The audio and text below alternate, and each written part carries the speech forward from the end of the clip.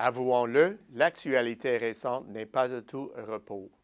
Le Brexit, l'élection américaine, ainsi que le récent regain de violence aux États-Unis et ailleurs dans le monde alimentent à nouveau l'incertitude. Tant pis pour les moments de pause et de détente, ou encore les activités de loisirs stimulantes, tant attendues pour la période estivale. Ces événements négatifs changent-ils notre expérience de la période des vacances? À vrai dire, contrairement à la plupart d'entre nous, un groupe essentiel d'acteurs économiques connaissent toujours une forte activité l'été. Je parle ici des producteurs agricoles, dont certains sont même actifs toute l'année. La saison des cultures est généralement pour eux une période d'intense activité, mais la présente conjoncture leur donne d'autres excellentes raisons de se réjouir. Ces temps-ci, les affaires sont bonnes dans l'industrie alimentaire. Des avancées déterminantes dans la technologie agricole après l'ère de l'industrialisation ont accru l'efficience du secteur de façon exponentielle.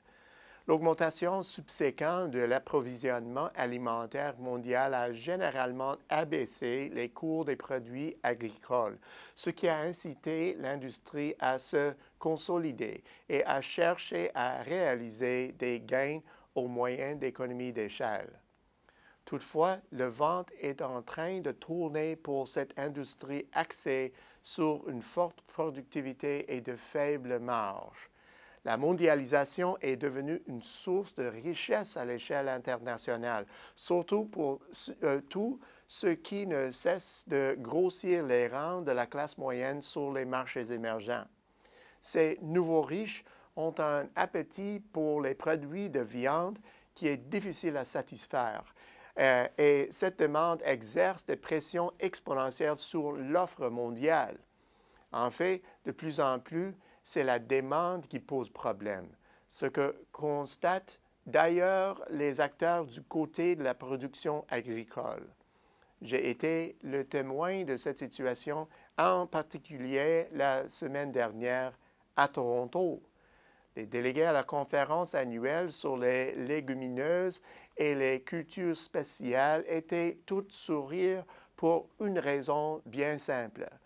Leurs denrées ont la cote à l'échelle mondiale et tout semble indiquer que leurs débouchés à court terme resteront favorables.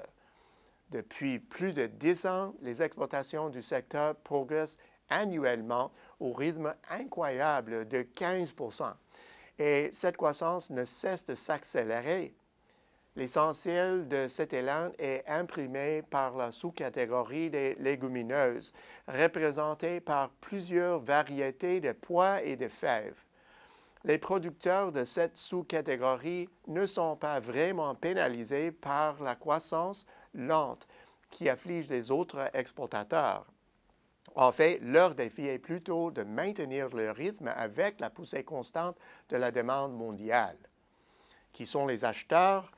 L'Inde occupe le premier rang depuis au moins 15 ans, mais la demande y a récemment diminué si bien que le marché indien est maintenant la destination d'un peu plus du tiers des ventes mondiales du secteur canadien des légumineuses et des cultures spéciales.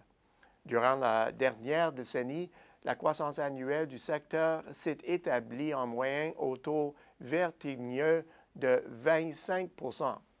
Et la croissance des exportations canadiennes est encore plus rapide sur d'autres marchés.